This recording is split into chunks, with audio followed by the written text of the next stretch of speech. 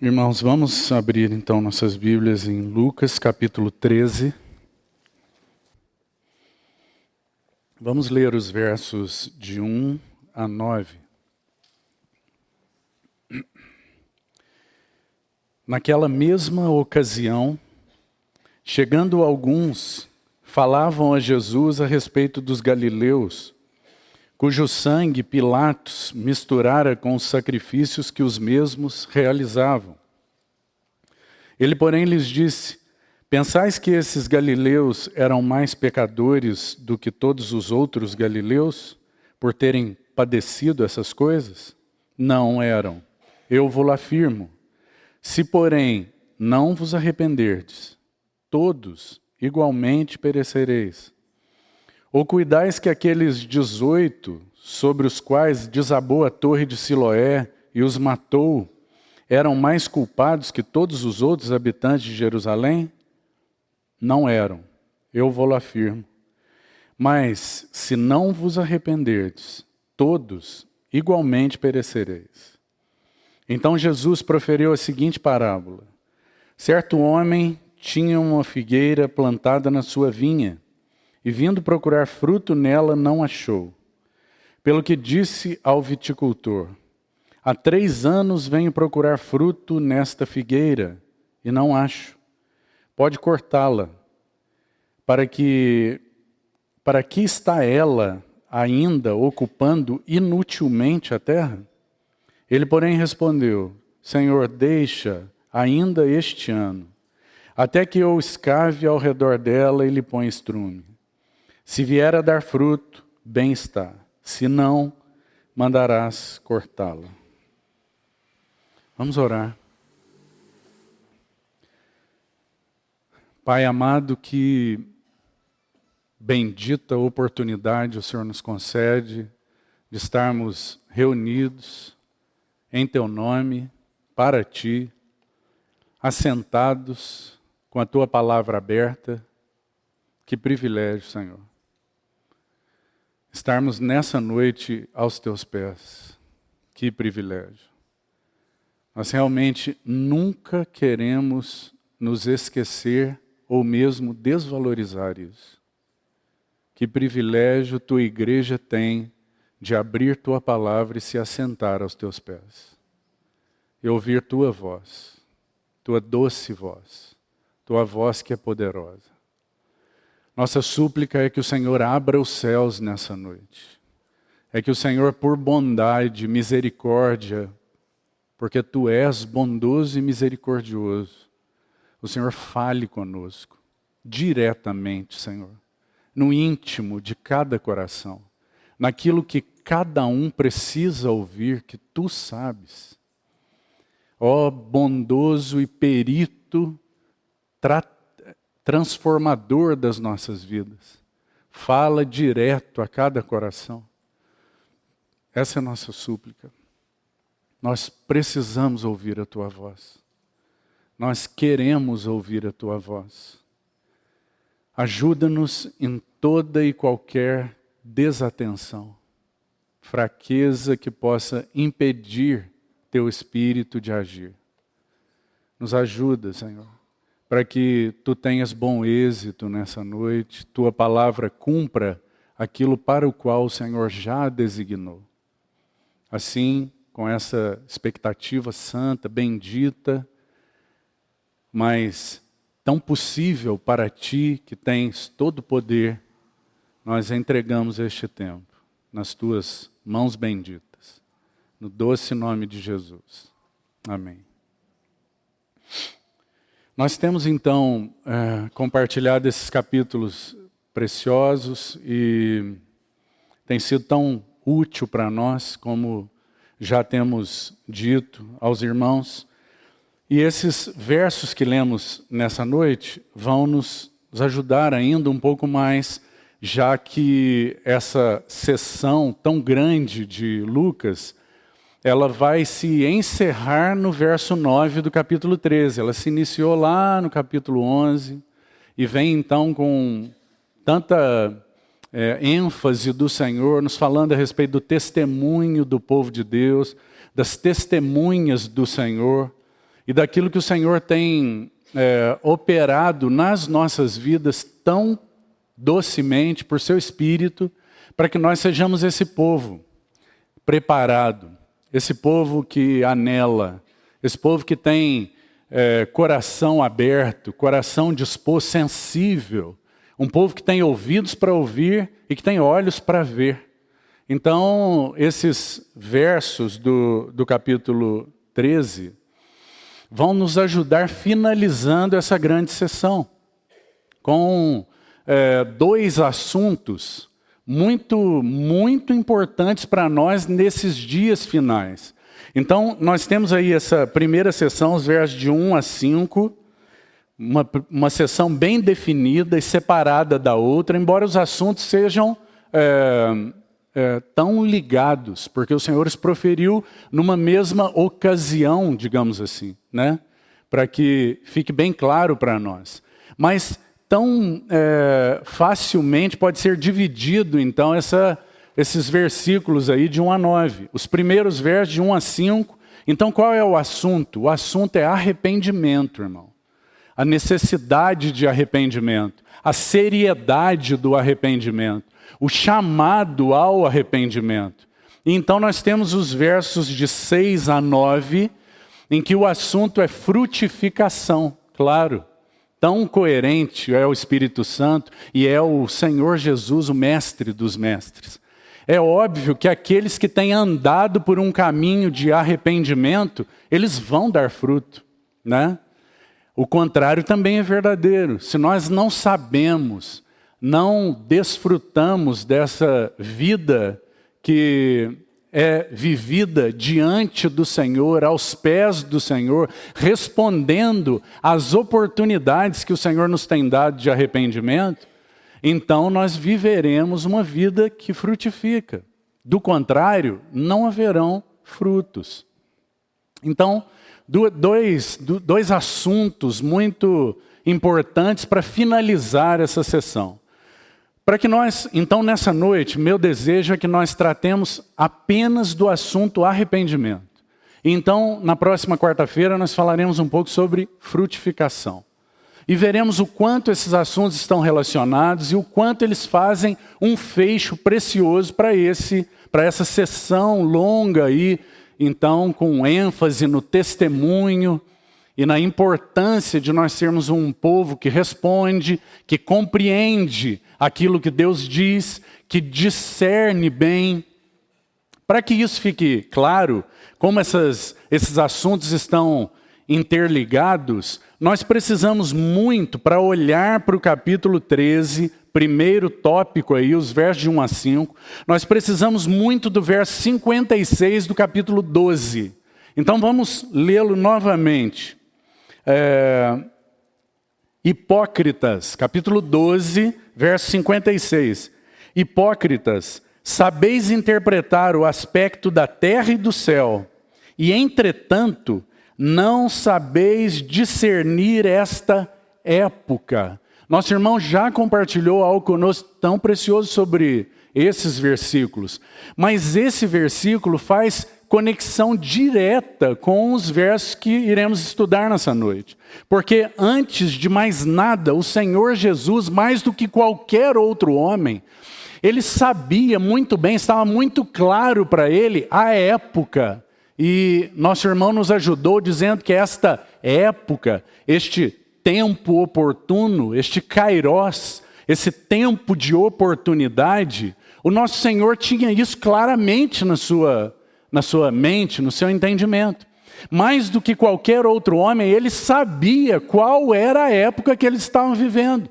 Ele sabia tão claramente, irmão, que veja o que o Senhor diz no capítulo 10, verso 23 e 24, que eu acho que é importante nós lermos também. E voltando-se, capítulo 10, verso 23, e voltando-se para os seus discípulos, disse-lhes, particularmente, bem-aventurados os olhos que veem as coisas que vós vedes. Pois eu vos afirmo que muitos profetas e reis quiseram ver o que vedes, e não viram, e ouvir o que ouvis, e não ouviram. Veja como para o Senhor Jesus era muito clara esta época. Que época? A época que eles estavam vivendo. Que época era essa? A época da encarnação do Verbo. A primeira vinda do Senhor Jesus. O Verbo se fez carne, habitou entre nós. Essa é a época. O tempo oportuno para aqueles que estavam vendo e ouvindo. Então aqueles dias eram dias sobreexcelentes. Os profetas e o Velho Testamento haviam anunciado aquele dia como o ano aceitável do Senhor. Aquele dia em que o Senhor manifestaria sua graça, sua bondade, sua generosidade para com o povo de Israel. E isso foi manifestado como, irmão? Na pessoa do Verbo, na pessoa de Jesus. Então o Senhor Jesus estava absolutamente claro daquela época. Agora, aqueles homens não estavam. E é certo que o Senhor, essas palavras estão registradas para nós, não apenas para que fique claro também para nós que aquela era uma época importante, mas para que ela seja de utilidade para a época que eu e você nós estamos vivendo. Porque a pergunta para nós, que também foi feita para eles, é: vocês sabem discernir a época? Vocês estão discernindo o tempo? Que tempo? O tempo oportuno de arrependimento. Vocês estão discernindo que é um tempo de visitação de Deus com que finalidade? Instruir vocês? Encher vocês de conhecimento? Abençoar vocês em primeiro plano? Não. Mas um tempo oportuno para que vocês possam discernir que é tempo de se arrepender. É assim que o Senhor iniciou o seu ministério. É assim que o precursor também cumpriu o seu ministério. Arrependei-vos, porque é vindo o reino de Deus. E então o Senhor Jesus vem. E qual era a mensagem dele? Arrependei-vos. A mesma mensagem de João Batista. Por quê? Porque o tempo oportuno de Deus era o tempo de arrependimento. O que eles não estavam conseguindo discernir. Então, nós vemos o Senhor falando, orientando, advertindo eles, dizendo assim: olha, houveram profetas e reis que quiseram viver essa época que vocês estão vivendo. Por que eles quiseram? Porque eles aprenderam a viver, todos quiseram viver esta época que vocês estão vivendo? Talvez não, irmão. Mas o Senhor se refere a profetas e reis que quiseram. Por que eles quiseram? Porque certamente eles viveram à sombra da vinda do Senhor. E o que acontecia no coração deles? Eles anelavam por ver o Filho de Deus, o Cordeiro de Deus. Eles anelavam ver Jesus. Então o Senhor disse: olha, profetas e reis quiseram viver esta época. Então, bem-aventurados são os que ouvem e veem.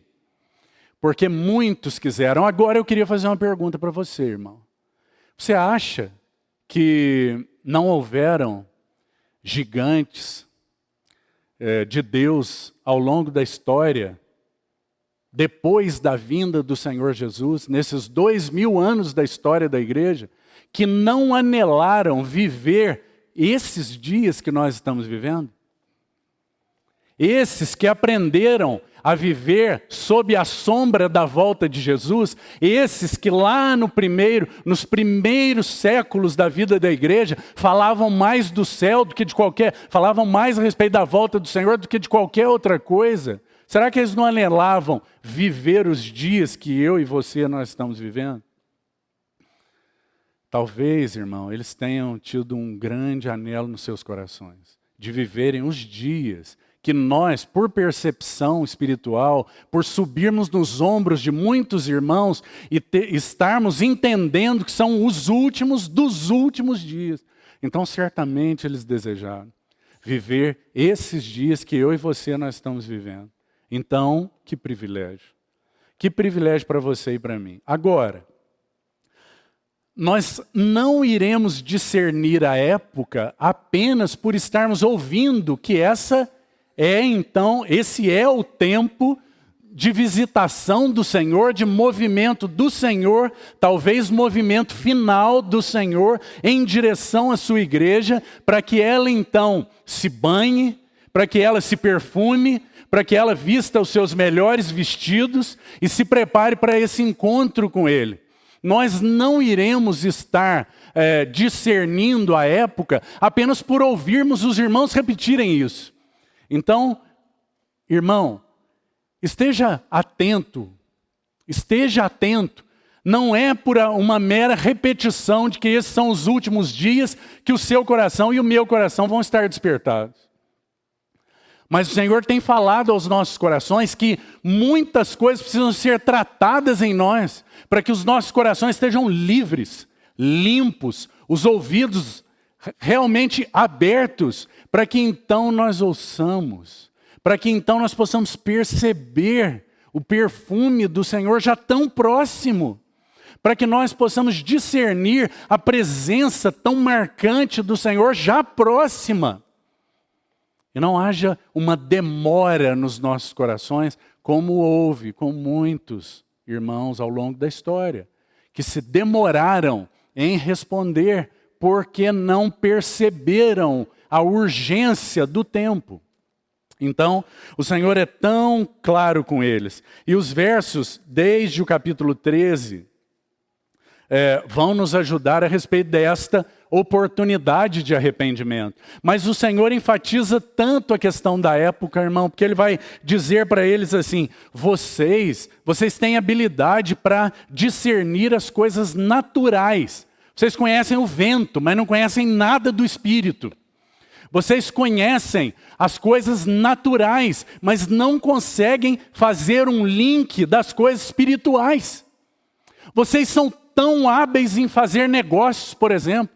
Vocês são tão capazes em fazer a leitura segundo a profissão que você tem. Mas você se assenta para reunir com o povo de Deus e não consegue perceber qual é o mover de Deus para uma reunião da igreja. Sobre que assunto o Senhor está falando? Qual é o peso que o Senhor está trazendo? Percebe, irmão? Então, esse discernimento é que o Senhor tem reivindicado de nós todos. Qual é o caminho, então, para isso? Para que nós não sejamos hábeis para conhecer o vento. Nossa, nós olhamos lá, está preto o céu, vai chover. Então, tão simples para nós, né? Tão simples, mas tão difícil para nós discernir as coisas do Espírito.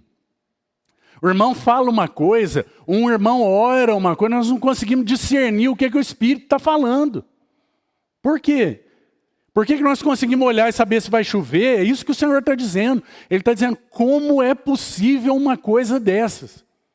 Como que é possível vocês serem tão cegos?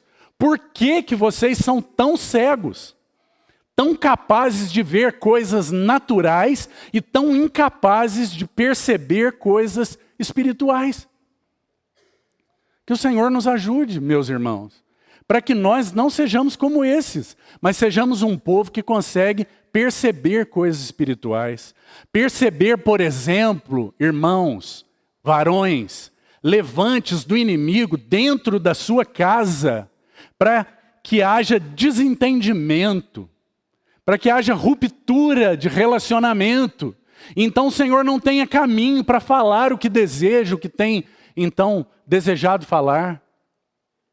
Para que o ambiente familiar fique tumultuado. E aí então você vem para a reunião, se assenta, saindo de um ambiente totalmente tumultuado, com o ouvido completamente bagunçado. Como nós iremos ouvir? Compreende, meu irmão? Então que o Senhor nos ajude nessas coisas, para nós sermos um povo que discerne a época. Que época? A oportunidade de arrependimento. O Senhor tem feito um chamado ao arrependimento à sua igreja e a cada um de nós. E ele é tão sério que a abordagem do Senhor é assim, ó. Se não se arrepender, perecerá. Depois nós vamos olhar com calma essa palavra, para entendermos o que significa isso. Por que o Senhor usou uma palavra tão grave como essa? Por que a abordagem do Senhor é tão grave? Porque é grave a consequência de não se arrepender. Então, O Senhor continua e procura ensinar eles. E vai dizer, o verso 56 é tão importante por isso. O Senhor vai dizer assim para eles: vocês estão cegos. A capacidade de perceber de vocês está complicada. Por quê? Qual é o motivo da cegueira? O Senhor usa uma palavra e fala para eles: hipocrisia. O motivo da cegueira é hipocrisia. O que é hipocrisia, irmão? Vamos lembrar dessas coisas porque elas são tão importantes. O que é hipocrisia? Hipocrisia é quando uma pessoa procura ser alguém que ela não é. O hipócrita é alguém que vive uma mentira. E essa maneira de viver, ela é a maneira dos cegos. Por quê? Porque eles tentam enganar os outros, vivendo dessa maneira. Então o Senhor está dizendo: olha, vocês não sabem discernir a época, porque vocês são cegos. Qual é o motivo da cegueira? Hipocrisia. E por que vocês são tão cegos, tão hipócritas? Qual é o motivo dessa hipocrisia? É porque vocês estão em desacerto com Deus, o Senhor vai dizer. Vocês precisam se consertar com Deus. Vocês precisam se apresentar diante de Deus. O Senhor está preparando o assunto que Ele ia iniciar no capítulo 13, verso 1. Porque qual é o caminho para tratar a cegueira, que tem como motivo a hipocrisia, que tem como motivo esse desacerto com Deus? Qual é o caminho, irmão? Só tem um: arrependimento. Arrependimento. É através do arrependimento que essas coisas vão ser tratadas. Então o Senhor vai fazer um apelo veemente através de uma abordagem deles sobre esse assunto. Por quê? Porque quando o Senhor fala a respeito disso, e porque o Senhor discernia muito bem a época, e Ele ama aqueles a quem Ele está falando, então Ele se preocupa em expor a cegueira, a hipocrisia, o desacerto com Deus. Ele se preocupa em expor isso. Por quê? Porque eles estão perecendo. Então o Senhor trata de forma tão grave. E o que Ele faz? Ele aponta isso para eles. Então como começa o capítulo 13? Começa com eles, agora, fazendo uma abordagem para o Senhor, como que querendo dizer assim: Senhor, nós queremos te mostrar que nós não somos tão cegos, nem tão hipócritas, e nem tão distantes de Deus, quanto o Senhor está dizendo. E aí então eles começam com o seu discurso. E a resposta do Senhor vai indicar que eles são mais cegos, mais hipócritas e mais distantes de Deus do que eles pensam que são. Porque o Senhor tinha acabado de falar para eles da necessidade de se apresentarem diante de Deus. Como que Ele faz isso? A partir do verso 58. Ele apresenta a figura de um tribunal. Um tribunal é para quê? É para que você se apresente diante daquele que é capaz de discernir, diante daquele que está vendo claramente todas as coisas, para dizer para você: olha, você está enganado, você está cego, não está enxergando isso, você está fingindo algo que você não é. Você está tão afastado de mim que você não está percebendo a chuva de bênçãos que eu estou derramando sobre a vida de vocês, vocês estão querendo matar ela. E essa bênção era o próprio Senhor. As misericórdias e as bênçãos do Senhor estavam se derramando e eles estavam rejeitando. Como é possível, irmão? Como é possível? É tão possível que nós podemos estar vivendo assim também, desprezando oportunidades de arrependimento, vivendo em algum tipo de cegueira, aqui e ali. E não nos arrependemos, e isso vai provocando um endurecimento cada vez maior, os corações vão ficando endurecidos, o afastamento vai aumentando, né? Porque, digamos que a nossa cegueira, a nossa hipocrisia, o nosso afastamento de Deus, para chamar numa palavra só, o nosso pecado está aqui. E o Senhor está nos fazendo um chamado para nos afastarmos dele, na direção oposta dele. Se nós permanecemos aqui próximos disso, que é então aquilo para o qual o Senhor tem nos chamado para nos afastarmos, qual é a consequência disso, irmão? É um endurecimento cada vez maior. Então, que o Senhor tenha misericórdia de nós e mais, que nós aproveitemos o tempo oportuno de arrependimento que o Senhor tem nos dado.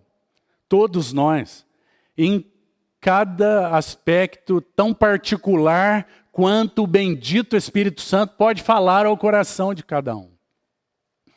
Então, o Senhor Jesus ouve da parte deles a respeito da interpretação que eles faziam do que tinham acabado de ouvir.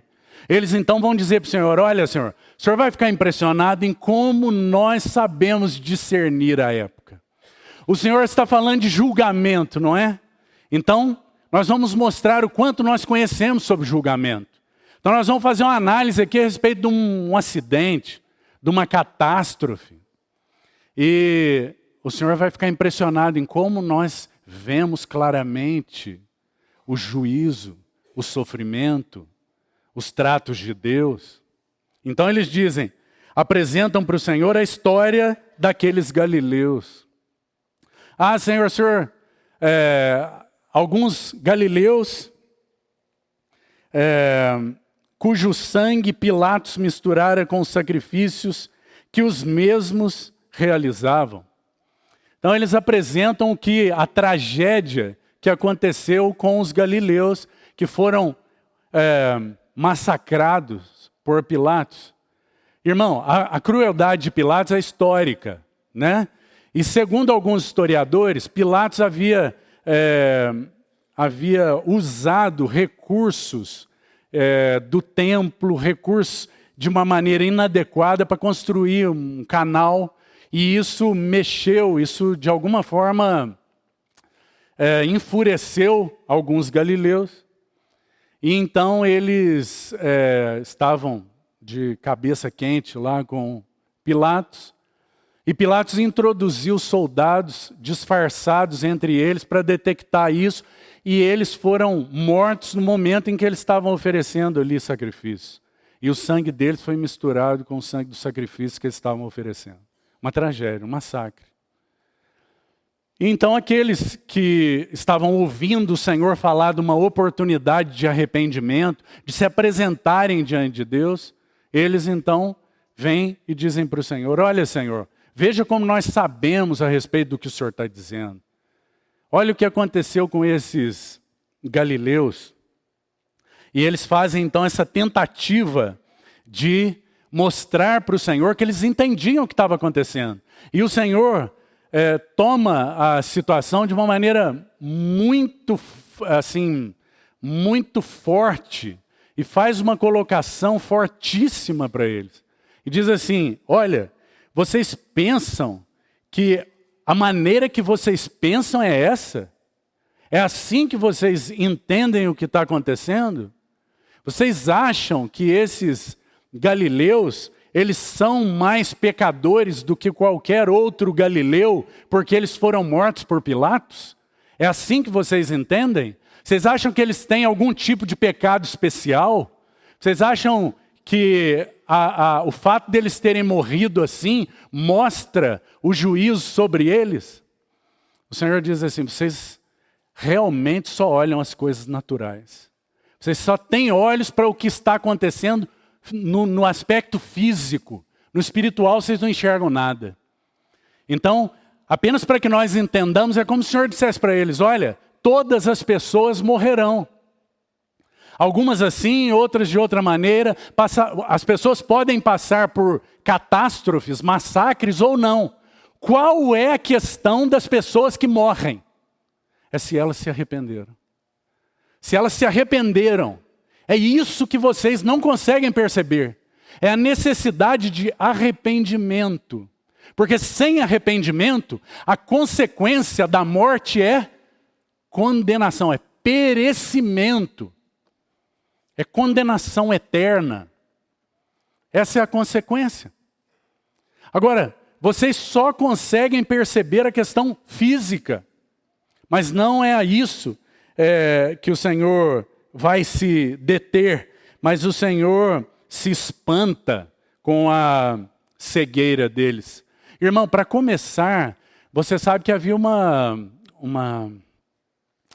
desacordo, uma rixa, uma dificuldade entre os da Judéia e os da Galileia.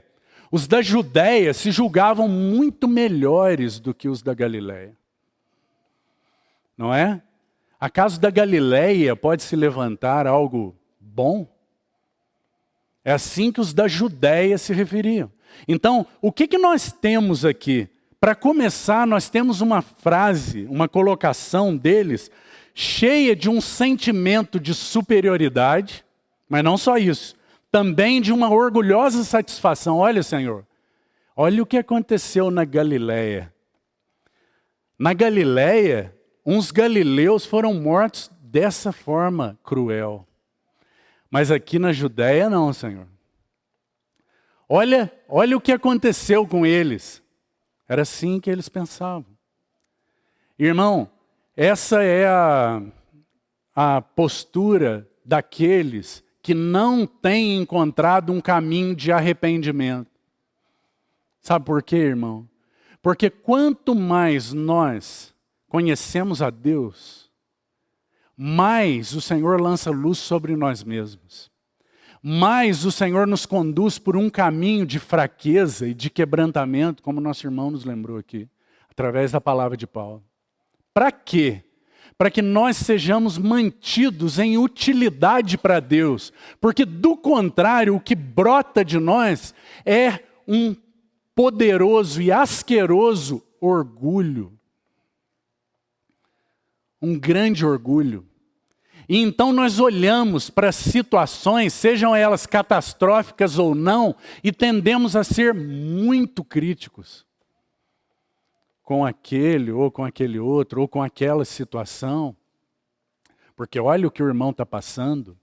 Nosso procedimento, muitas vezes, é o de alguns amigos de Jó. Você se lembra, irmão?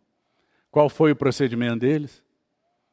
A pergunta para nós nós estamos vendo aqui os da Judéia, aqueles judeus que estavam perdendo o tempo de arrependimento, porque eram orgulhosos, cheios de cegueira, só viam a si mesmos, cheios de um orgulho pessoal, uma satisfação em se acharem melhores do que os outros.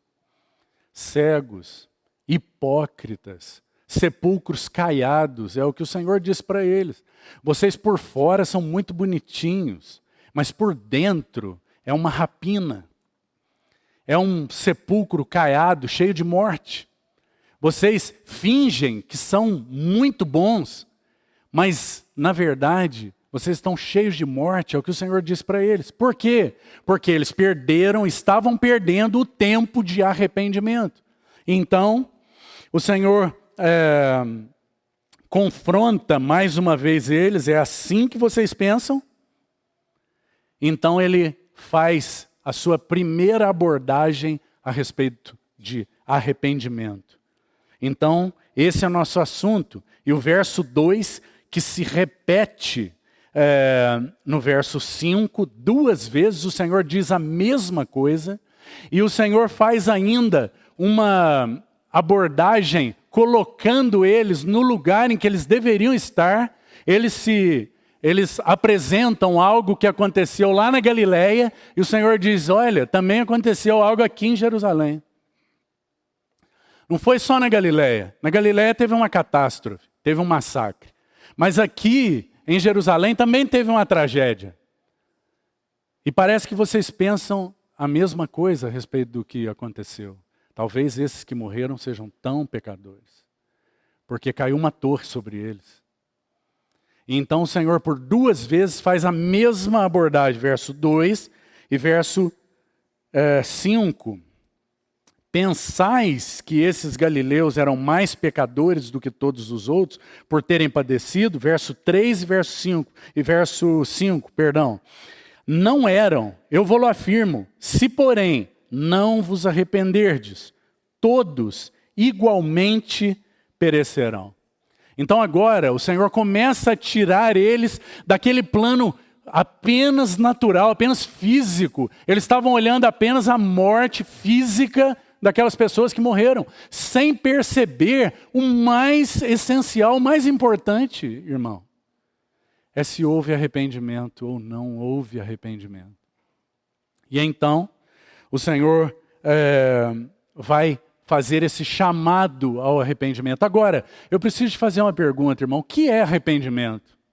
O que é arrependimento? A palavra grega para arrependimento todo mundo conhece. Se eu perguntar aqui, todo mundo sabe que metanoia é a palavra grega para arrependimento. E do que essa palavra fala? Metanoia. Ela era uma palavra usada, por exemplo, no contexto do exército, irmão. Quando um general grego falava metanoia, o que os soldados faziam? Meia volta. Eles faziam eles estavam andando nessa direção e eles faziam um giro de 180 graus, meia volta. E iam em outra direção. Quando um general dizia metanoia, eles então faziam um giro de 180 graus. É meia volta, é direção contrária. Essa é a palavra que o Espírito Santo tomou para nos ensinar o que é arrependimento. Eles estavam então cegos quanto a esse tempo. Agora, irmão, a pergunta para nós é a seguinte: se nós primeiro, nos esquivarmos das oportunidades que Deus tem dado, porque nós somos tão habilidosos. O Senhor prepara oportunidades para nos expor, para expor nossa cegueira, nossa hipocrisia, nosso afastamento de Deus. E então nós podemos nos esquivar. Nós podemos não travar essa luta diante do Senhor. Nós podemos culpar os outros. Nós podemos nos justificar. Quantas coisas nós podemos fazer? Em resumo, isto é perder a oportunidade de arrependimento.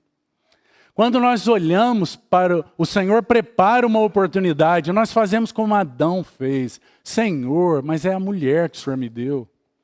Não tem jeito com essa mulher, Senhor. E o Senhor deseja o seu arrependimento, irmão. Senhor, mas eu fiz assim por isso e por isso. Vem cá, Senhor, eu preciso te explicar.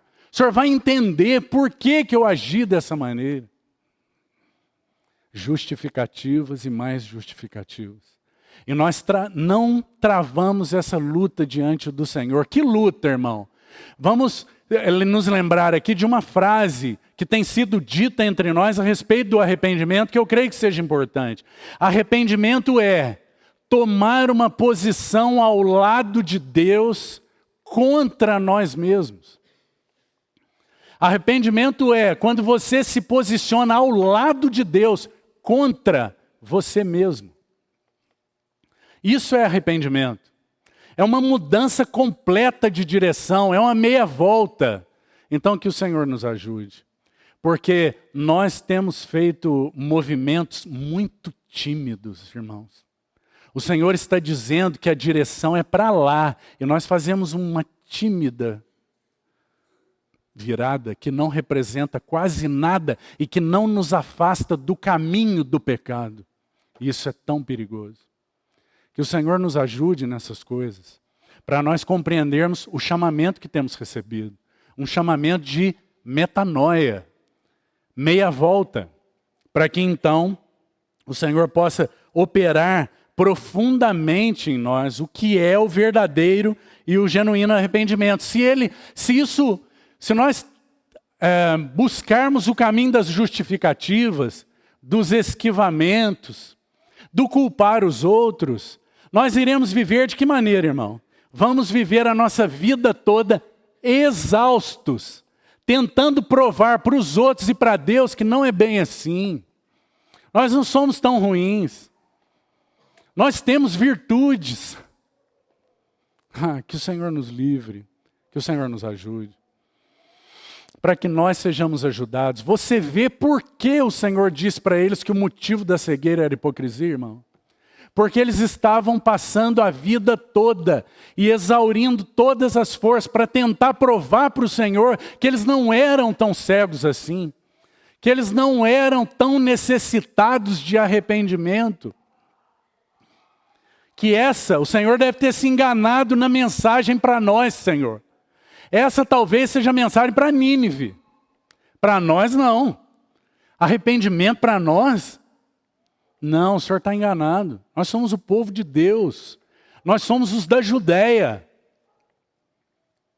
Então que o Senhor nos ajude, porque o quanto eu e você temos nos parecido com esse povo.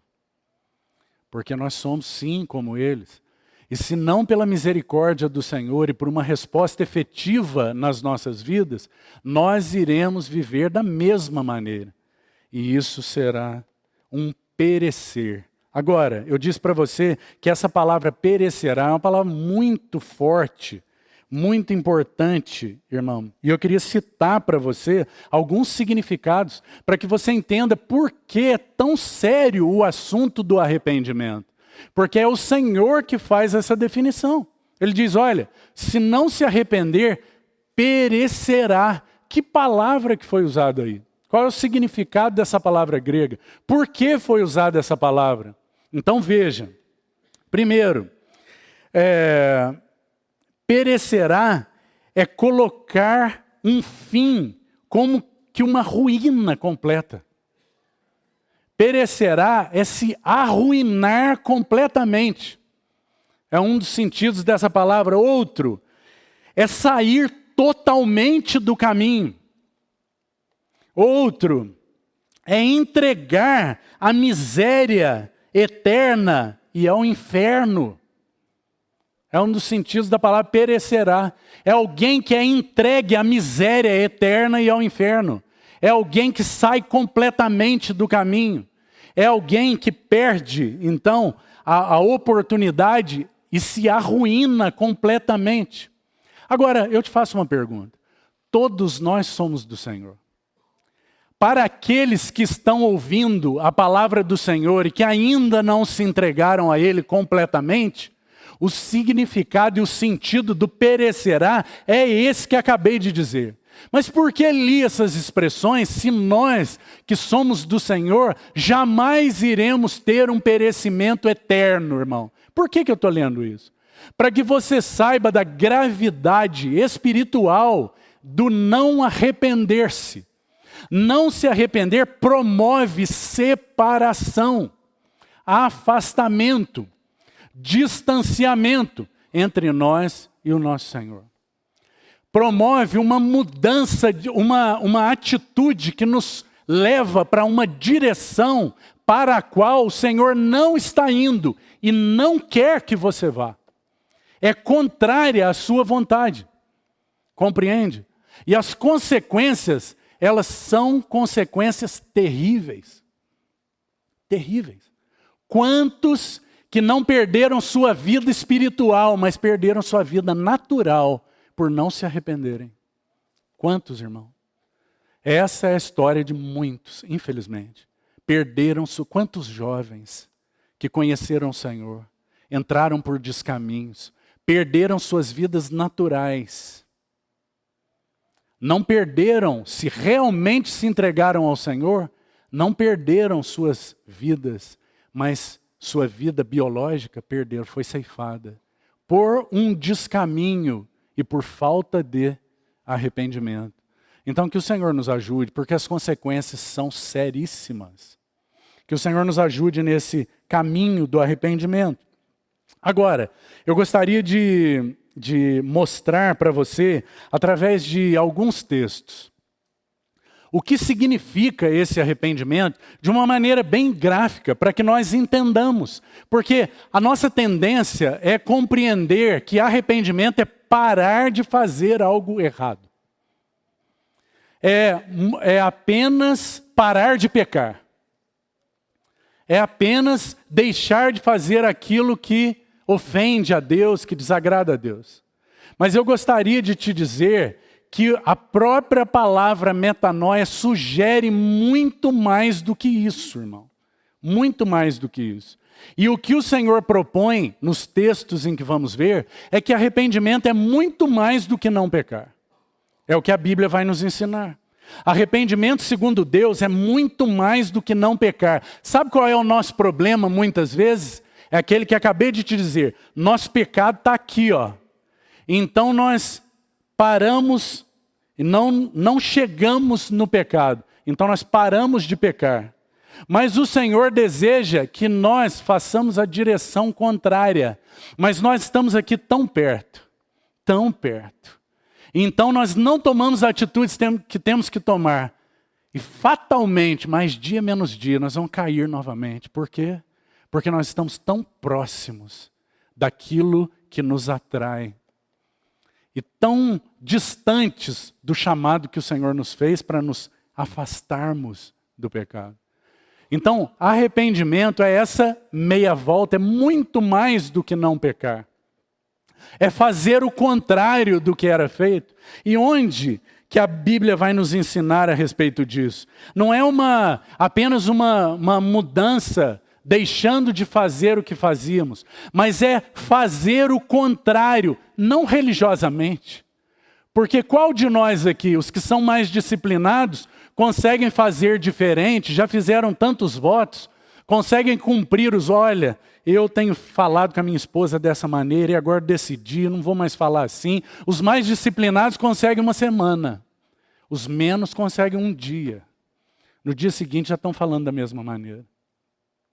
Senão pela misericórdia do Senhor. Então não é nada religioso, é pelo poder do Espírito, é pelo mover do Espírito, é por uma mudança de direção que traz consigo um encontro com Jesus, que provê luz, provê poder, para que então nós sejamos responsabilizados e capacitados para responder na direção contrária, irmão. Onde que nós vemos isso? Abra, por exemplo, em Efésios capítulo 4, para que você veja como Paulo aborda isso com os Efésios. Efésios capítulo 4, veja o que Paulo vai fazer.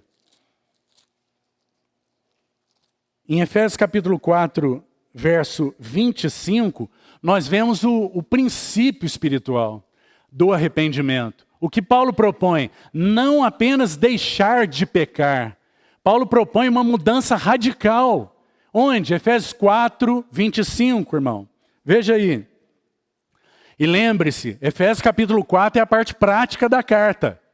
Paulo já apresentou toda aquela visão gloriosa de Cristo e da igreja nos 3 primeiros capítulos. O capítulo 4 ele passa a fazer uma conclamação ao andar digno, coerente com aquilo que eles acabaram de ver. Então, o capítulo 4, verso 25 diz assim: por isso, deixando a mentira, fale cada um a verdade. Veja que isso é meia volta, irmão. É dar meia volta na mentira. Não é apenas não mentir, parar de mentir. Mas é muito mais do que isso. É falar a verdade agora. O chamado do Senhor não é para que nós deixemos de mentir. É para que nós aprendamos a falar a verdade. Genuíno e verdadeiro arrependimento é isso, irmão. É quando nós, pelo poder do Espírito, por uma vida vivida diante do Espírito, que deixa de entristecer o Espírito, porque esse é o assunto aí. Paulo vai terminar dizendo isso. Ele vai dizer no verso 30, e não entristeçais o Espírito de Deus, no qual fostes selados para o dia da redenção. Ó, irmão, o Espírito é como um selo de Deus sobre nós, dizendo o quê? Dizendo que o conteúdo da carta que Deus está escrevendo na sua vida e na minha vida, o poema que Deus está compondo, é verdadeiro, tem o selo do Espírito, é capaz de testemunhar verdade e deixar a mentira. É possível para nós nos arrependermos. Por quê? Porque o bendito Espírito Santo, poder de Deus, provisão de Deus, vem morar em nós. Agora, se nós perdermos o tempo, a oportunidade de nos arrependermos, então nós perderemos a provisão para sermos então fortes e caminharmos dessa maneira. E qual será a nossa vida? Nossa vida será entristecer o Espírito. Ofender é o sentido da palavra aí. ofender é o sentido desse entristecer aí, afligir o espírito. Percebe, irmão? Quando nós damos apenas passos superficiais no arrependimento, é isso que está acontecendo. É quando você entende que está mentindo e que deve não mentir. Mas não é isso que Deus deseja. Deus deseja processar uma transformação tão vigorosa no seu coração e no meu. Deus deseja dar uma prova para todo o universo, principados, potestades, e para todos os homens, que o que Ele está fazendo na nossa vida é genuíno, irmão. Tem um conteúdo verdadeiro, que aquela memória de pecado que você e eu nós temos, que você peca, confessa e daqui a pouco peca de novo, porque tem aquela memória, e isso também precisa ser destruído. Como isso é destruído? É quando o que mentia passa a falar a verdade. Compreende, irmão? É quando não só nós deixamos de pecar, mas nós passamos a andar num caminho novo, contrário, é meia volta, a mentira está para cá e nós tomamos a direção da verdade que é contrária à mentira, compreende? E Paulo vai fazer essa abordagem aí, vai dizer assim: irai-vos e não pequeis, não se põe o sol sobre a vossa ira, nem deis lugar ao diabo. Agora veja, aquele que furtava, não furte mais, mas aquele que roubava, parar de roubar, não é uma transformação que testemunhe com o selo do Espírito que há uma transformação interior tal que aquele que furtava passa a ser semelhante com aquele para o qual ele foi chamado. Não, aquele que furtava não somente não furta, mas como Paulo continua aí, aquele que furtava não furte mais, antes trabalhe. Trabalhe, para quê? Fazendo com as próprias mãos o que é bom. Para quê? Antes ele tirava dos outros, agora ele trabalha, faz com as mãos o que é bom e ele dá, acode ao que tem necessidade. Você vê o que é verdadeiro arrependimento, irmão? Arrependimento é isso, é quando o que furtava é capaz de não furtar mais, mas não só isso, trabalhar, produzir com as próprias mãos e acudir o outro, aquele de quem ele estava acostumado a tomar. Compreende, irmão? Isso é verdadeiro arrependimento. É a isso que o Senhor tem nos chamado. É esse o selo do Espírito sobre a nossa vida. Qual é o problema do nosso testemunho, então? É que muitas e muitas vezes nós achamos que a oportunidade de arrependimento é parar de fazer o que está errado. Mas o Senhor deseja muito mais do que isso. Ele deseja que eu e você não somente deixemos de fazer, de furtar, de mentir, mas que nós passemos a acudir com o nosso trabalho, com o trabalho das nossas mãos ao necessitado. E mais, que nós aprendamos a falar a verdade. Só tem um caminho para não mentir, mas é falar a verdade. O problema não é fechar a boca, não é tentar não mentir hoje, é falar a verdade, é o caminho de Deus para um genuíno e verdadeiro arrependimento. Compreende, irmão? Que o Senhor nos ajude nisso. Esse é o princípio bíblico do arrependimento. Agora, eu gostaria de usar mais alguns exemplos para nós sermos mais ajudados. Vamos então agora a Lucas mesmo, capítulo 19, para que você veja mais uma cena. Lucas, capítulo 19. O capítulo 19 de Lucas tem um registro maravilhoso aí de Lucas. Nós ainda vamos estudar, mas eu quero só tomar essa cena para que nos ajude a visualizar aí o que é arrependimento. Essa é a cena de Zaqueu, o publicano. Quem era Zaqueu? Um publicano. Quem eram os publicanos? Os publicanos eram aqueles judeus que trabalhavam para o império, cobrando impostos dos seus irmãos judeus. E eles tinham autorização do governo, do império, para cobrar o que eles quisessem. Então eles extorquiam os seus irmãos. Por isso, eles eram odiados por todos. Esses eram os publicanos. Esse é Zaqueu. Qual é o pecado de preferência de Zaqueu? Zaqueu foi treinado, ele tem uma memória de pecado no seu interior. Ele foi treinado para roubar, irmão. Era o que ele sabia fazer, não é? Ele roubava dos seus irmãos. Só que acontece algo com esse Zaqueu maravilhoso. Ele tem um encontro com Jesus, irmão. Porque o arrependimento não é um chamado para que você volte os seus olhos para o seu interior e procure o que está errado e tente fazer o certo.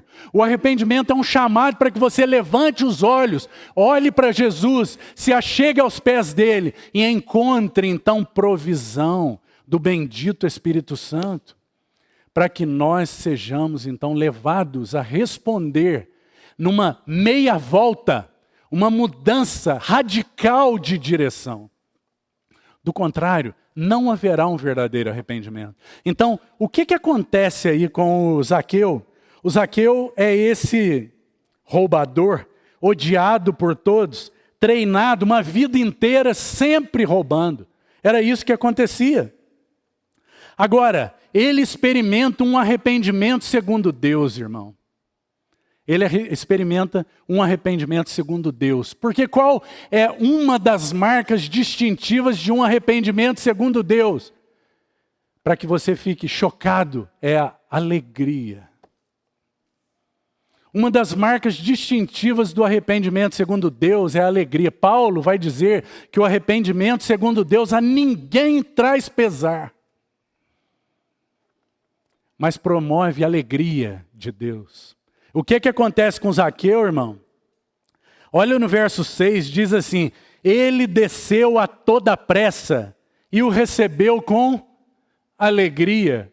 Porque o que Zaqueu está fazendo? Ele teve uma oportunidade de arrependimento. Por quê? Porque aquele que subiu na árvore para observar parou e falou: Zaqueu, desce depressa, porque eu vou na sua casa cear com você. Então ele tem um encontro com o Senhor. Porventura você ignora que é pela bondade de Deus que você é conduzido ao arrependimento? O Zaqueu estava lá na árvore, irmão, tentando olhar o Senhor. Quem foi e se encontrou com Zaqueu, olhou e falou: Zaqueu, desce. Foi o Senhor, o bondoso Senhor, esse generoso Senhor que vem e encontra pessoas como nós, tão desgarradas, tão desviadas nos seus pensamentos, nos seus sentimentos e até mesmo nas suas atitudes. E o Senhor bondosamente vem. Qual é a marca distintiva desse encontro? Por mais terrível que possa ser, a marca distintiva é alegria. Por quê? Porque está acontecendo salvação, libertação, purificação. Essas são as notas do arrependimento. Agora, é isso que você quer, irmão? Para que isso seja verdadeiro, então nós precisamos aprender que não é apenas uma questão de não pecar. E por que nós vemos isso aí na vida do Zaqueu? Porque ele vai dizer o seguinte ao Senhor. Verso 8. Ele se encontra com o Senhor vai à casa dele, está tendo uma oportunidade de arrependimento. Mas não é apenas uma questão de parar de roubar. Então ele teve um encontro com o Senhor e agora Zaqueu vai deixar a coletoria. Ele não vai ser mais um publicano. É só isso que é o arrependimento? Veja como é tão gráfico o que acontece com Zaqueu para nos ensinar o que é arrependimento. Então o verso 8 vai dizer assim: entre mentes, Zaqueu se levantou e disse ao Senhor. Veja isso, irmão. Senhor, resolvo dar. Não é maravilhoso, irmão? Não é isso o sentido contrário de roubar? Zaqueu se levanta, olha para o Senhor, depois de um encontro com o Senhor, a alegria, o arrependimento segundo Deus, a ninguém traz pesar. Então ele se levanta, olha para o Senhor e diz: Senhor, eu resolvo dar. Isso é verdadeiro arrependimento, isso é mudança de direção. Não é apenas eu não vou mais extorquir os meus irmãos. Não, Senhor. Eu vou parar de roubar, mas não só isso. Agora eu resolvo dar. E ele continua. Resolvo dar aos pobres a metade dos meus bens. E se em alguma coisa tenho defraudado alguém, restituo 4 vezes mais. Não é maravilhoso isso, irmão? Não é isso o significado de arrependimento? Mudança de direção. O que roubava, resolve dar. Não apenas não roubarei. Farei o contrário, Senhor. Agora eu resolvo dar. Por que isso é possível? Porque houve um encontro com o Senhor. Nós precisamos clamar como salmista, Salmo 36, versículo 9. Senhor, Tu és o manancial da vida. E na Tua luz nós vemos a luz. Senhor, Tua luz promove em mim necessidade de arrependimento. Agora, irmão, eu preciso te fazer uma pergunta. Você tem tido necessidade de arrependimento? Você ouve a palavra de Deus sendo ministrada e ela fala algo com você que precisa ser corrigido na sua vida? A palavra te fere, irmão, ou não? Ela é uma canção de amor. Uma canção de amor apenas. Que não fere, que não machuca ninguém. Um martelo que não esmiuça nada. Que o Senhor tenha misericórdia de nós. Por quê? Porque quem é Ele? Ele é santo, santo, santo. Quem somos nós? Nós somos aqueles que foram santificados por Ele. Graças ao Senhor, por aquela obra na cruz, mas que têm sido diariamente santificados. E que por isso o Senhor tem nos chamado a uma experiência contínua de arrependimento. Em níveis cada vez mais profundos. Que o Senhor nos ajude. Zaqueu aprendeu este caminho. Ele aprendeu o que significa ser destruída essa memória pecaminosa de roubar. Ele abandonou o roubo, dando. Irmão, não é isso impressionante? O pecado de Zaqueu era a questão do dinheiro, irmão. Era agarrado no dinheiro, roubava os outros, extorquia os outros. Então, no mesmo momento em que ele se encontra com o Senhor Jesus, você acha que essa aí é uma atitude religiosa, irmão? Essa é uma atitude genuína, de quebrantamento, de um coração que foi rasgado pelo Senhor. Arrependimento. Vamos mais um exemplo. Atos 16. Mais um detalhe antes de você abrir. Qual é a resposta do Senhor para a atitude de Zaqueu? Observa aí no texto. Como que o Senhor trata isso, irmão? Quando o Senhor vê um genuíno arrependimento, como o Senhor trata? Como Ele responde? Hoje houve salvação nesta casa. Que maravilhoso. Nesta casa, veja, que o Senhor não fala nesta vida. Nesta casa. Por quê? Porque o perfume de uma atitude segundo Cristo manifesta o conteúdo da transformação que tinha se processado, que é protegido por um selo, irmão, o selo do Espírito. O Espírito não está entristecido, o Espírito com o qual nós fomos selados.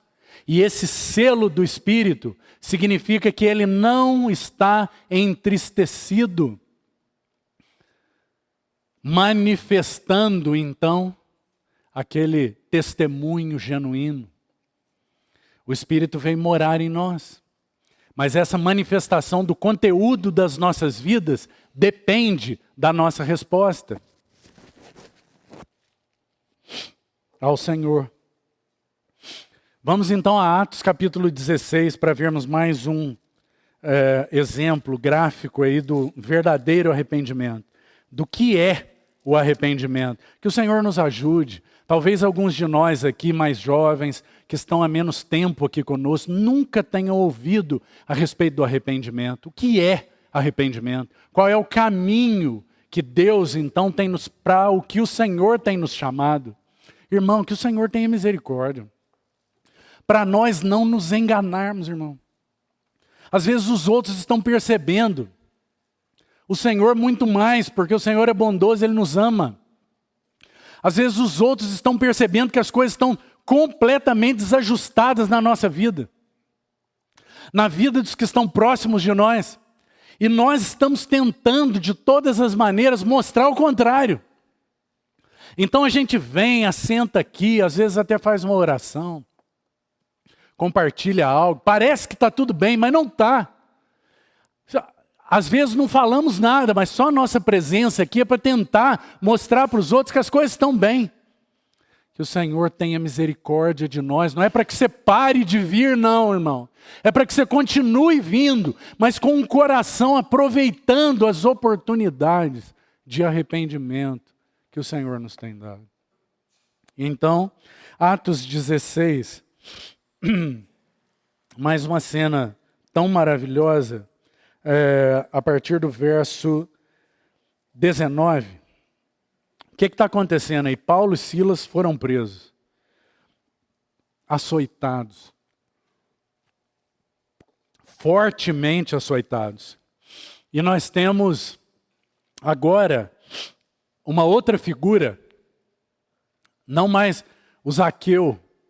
Agora nós temos uma outra figura junto com Paulo e Silas, um carcereiro. E agora não é uma pessoa que está tendo um... Preste atenção, irmão. Zaqueu teve um encontro direto com o Senhor. O carcereiro tem um encontro com Paulo e Silas. Mas Paulo é um instrumento do Senhor para tomar aquele carcereiro pela mão e conduzir aquele carcereiro até o Senhor Jesus. Então quem era esse carcereiro? Era um soldado romano. Qual é o problema, o pecado de um soldado romano, irmão? O soldado romano, por excelência, era alguém violento. A violência com que eles eram treinados desde criança era absurda. Eles eram acostumados a matar. Muita violência. Os açoites romanos, segundo a história, são os piores. Eles eram treinados para afligir, para matar, para violência. Esse era o soldado romano. E o que nós temos aí? Um soldado romano. Novamente. Alguém que foi treinado. Alguém que possivelmente tenha participado dos açoites que Paulo e Silas receberam. Quando você lê o texto aí, vai dizer que foram muitos açoites. Quando você lê uma expressão como essa, muitos açoites romanos, irmão, você precisa pesquisar um pouquinho para você ter uma noção do que significa isso. Muitos açoites dos romanos. São açoites que realmente esfolavam a pessoa. Em alguns casos, as pessoas não suportavam os açoites. Eram feridas e chagas que nunca mais deixariam de mostrar suas marcas. Açoites, muitos açoites.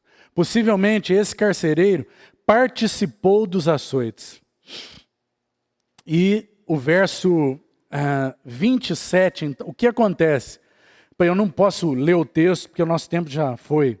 O verso 27 vai mostrar que o carcereiro despertou do sono depois que sobreveio um terremoto sobre aquela prisão, onde Paulo e Silas estavam presos, à meia-noite adorando o Senhor, à meia-noite, na hora mais intensa do sofrimento, talvez na hora mais doída dos açoites, eles estavam cantando cânticos e adorando o Senhor. Esse era Paulo e esse era Silas. E então, um terremoto sobrevém, abre as portas da prisão, o carcereiro desperta do sono, olha aquilo, fica apavorado, vendo as portas abertas, puxou da espada e ia suicidar-se. Porque ele logo imaginou, nossa, eu sou o guardador desses presos aqui. Se as portas estão abertas, eles fugiram e eu vou ter que pagar com a minha vida, então já vão me matar. Quando ele puxa da espada, então ele é interrompido por Paulo. Irmão, uma vida sem Jesus. O resultado de uma vida sem arrependimento, sem arrepender-se, é perecer. Então, nós temos uma vida aí que está indo para a ruína completa. puxou da espada para se suicidar. O violento carcereiro romano. E então ele ouve um brado de salvação. Paulo vai bradar no verso 28. Paulo bradou em alta voz: não lhe faça nenhum mal. É aquele brado de salvação.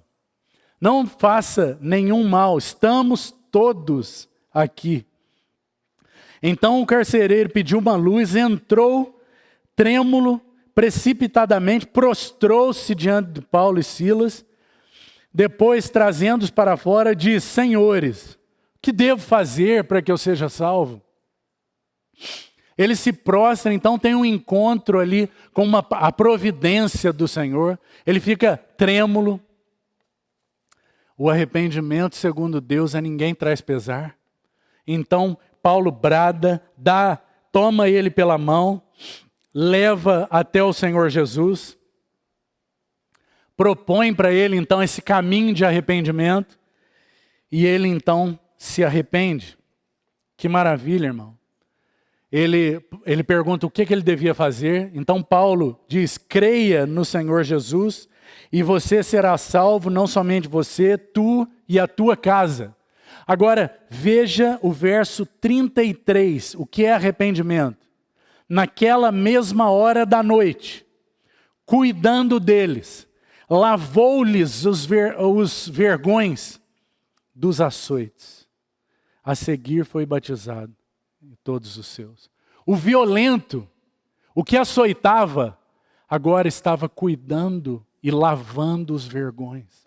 Você vê o que é arrependimento, irmão? Arrependimento é uma mudança completa de direção.